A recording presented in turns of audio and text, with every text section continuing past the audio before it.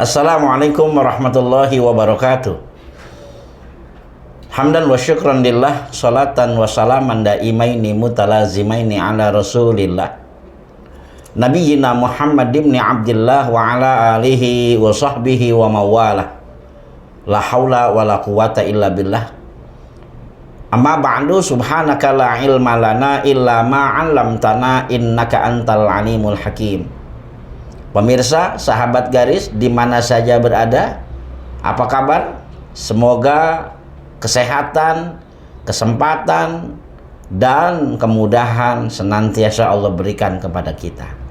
Mari kita teruskan kajian kitab ini, kitab Bahjatun Nazirin fi Syarah Riyadhis Shalihin dengan basmalah. Bismillahirrahmanirrahim.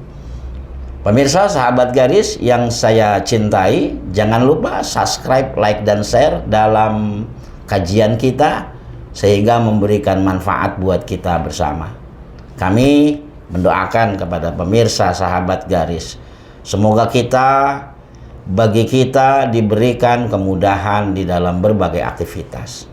Bagi sahabat-sahabat garis, pemirsa yang saya hormati, ketika mendapatkan ujian hidup berupa kesehatan, diberikan kepulihan atau kesembuhan dari Allah Subhanahu wa Ta'ala. Amin ya Rabbal Alamin. Baik, kita teruskan kajian kita pada kali ini, yakni meneruskan tentang menjaga sunnah dan etikanya. Sebagai hamba Allah, kita diperintahkan untuk mendengar dan mentaati, mempercayai dan melaksanakan. Ya, simple sekali. Sami'na wa ata'na. Ya, kita disuruh ya kita mendengar, ya kita melaksanakan. Ya. Kenapa? Karena ada hal yang tidak baik manakala kita terlalu banyak bertanya, berbelit-belit. Kenapa harus begini? Kenapa harus begitu? Ya, simple, sederhana.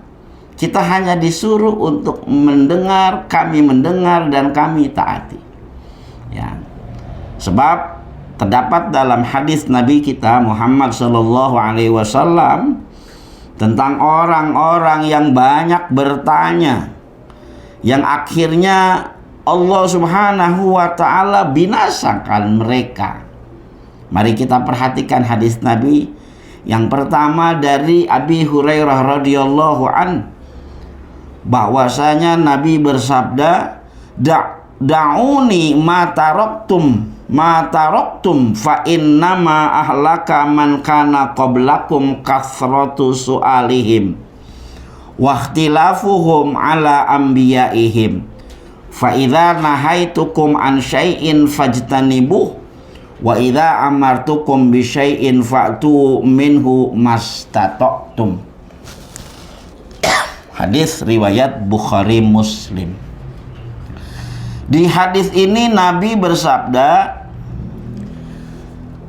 biarkan aku, ya, dan jangan banyak bicara dan jangan banyak bertanya tentang apa yang aku tinggalkan, ya, kepada kalian. Maksudnya sudah Nabi sudah berikan contoh, Nabi sudah berikan jalan, kita diperingatkan untuk tidak banyak bertanya, bahkan berdebat. Ya, aku tinggalkan dari hal-hal yang sudah aku contoh, baik itu menjalankan perintah dan menjauhi larangan Allah. Sebab kata Nabi, yang telah membinasakan orang-orang sebelum kalian adalah mereka orang-orang yang banyak bertanya dan pertentangan mereka terhadap para nabi mereka. Ya, jadi ketika kita banyak bertanya, banyak berbelit-belit, akhirnya timbul perbedaan yang melahirkan pertentangan sesama kita. Makanya simpel, Nabi perintahkan untuk melaksanakan perintah melalui aku dengar dan aku laksanakan. Ya, tanpa perlu kita banyak berdebat. Ya, tanpa perlu kita bertanya ini dan itu yang tidak yang tidak pokok. Jamaah sahabat garis yang berbahagia. Kemudian Nabi bersabda, fa idza nahaitukum an syai'in fajtanibuh. Jika aku melarang kalian terhadap sesuatu, fajtanibuh, maka jauhilah. Ya, sederhana, Nabi larang sesuatu, ya kita jauhi, kita hindari, ya, tanpa harus berbasa-basi bertanya kenapa harus dijauhi, kenapa harus ditinggal. Sudah kita kerjakan, ya, dengan keyakinan sami'na wa ata'na.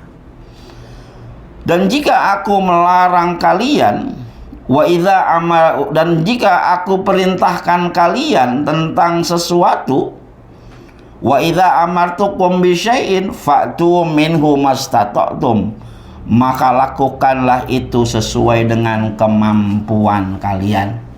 Hadis riwayat Bukhari Muslim. Sahabat garis di mana saja berada, hadis ini memberikan pelajaran buat kita ketika kita istiqomah atau meyakini Islam adalah jalan hidup kita, maka kita harus memiliki moto, yakni aku dengar, aku laksanakan. Tanpa harus kita berbelit-belit, berbantah-bantah. Apa yang dilarang oleh Nabi, kita jauhi. Apa yang diperintah oleh Nabi, kita kerjakan semaksimal kemampuan kita, karena ini yang bisa menyelamatkan kita, insyaallah. Sahabat garis yang berbahagia, hadis yang kedua yakni berkaitan dengan orang-orang yang sami'na wa ata'na, aku dengar dan aku taat. Ya, ada hadis yakni dari Abi Hurairah radhiyallahu anhu, anna Rasulullah sallallahu alaihi wasallam qala kullu ummati yadkhulunal jannah illa man aba. Qila wa may ya'ba ya Rasulullah? Qala man ata'ani dakhalal jannah wa man asani faqad aba. Riwayat Imam Bukhari. Sahabat garis yang saya hormati, di hadis yang kedua ini adalah buah dari orang yang aku dengar dan aku taat. Ya, kata Nabi kita dalam hadisnya, semua umatku akan masuk surga kecuali mereka yang tidak mau. Ya, jadi Nabi sampaikan kepada kita, semua dari kita muslim, muslimah akan masuk surga kecuali yang tidak mau. Ya, menarik ya ungkapan ini. Makanya sampai sahabat bertanya, ya, siapa orang yang tidak mau wahai Rasulullah? Wa may ya'ba ya Rasulullah? Siapa yang dimaksud orang yang tidak mau? Nabi Muhammad sallallahu alaihi wasallam menjawab, man ata'ani dakhalal jannah wa man asani faqad aba. Barang siapa mentaatiku, dia akan masuk surga.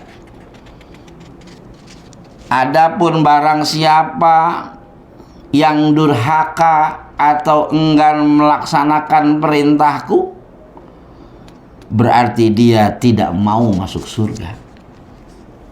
Masya Allah, ya, mudah-mudahan tertanam dalam diri kita sami'na wa ata'na, sami'na wa ata'na, aku dengar, aku taati, aku dengar, aku taati apa yang ada dalam agama kita.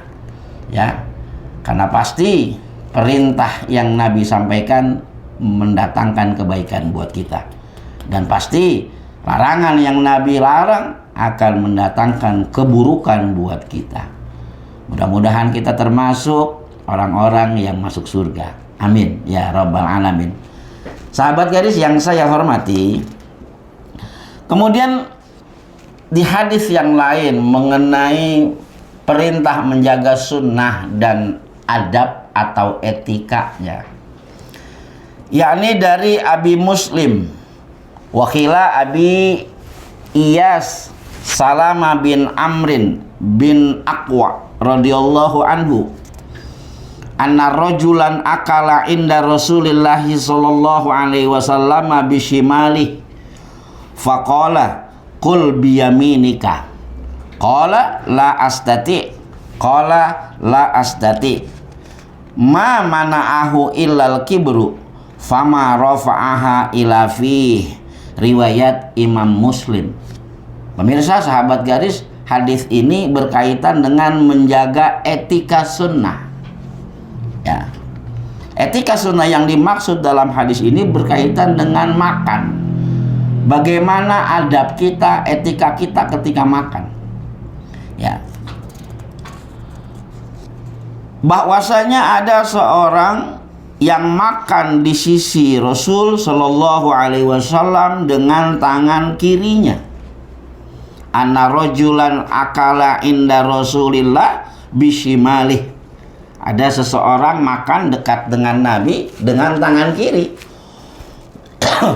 Ya, kita bisa bayangkan kalau orang makan pakai tangan kiri. Ya.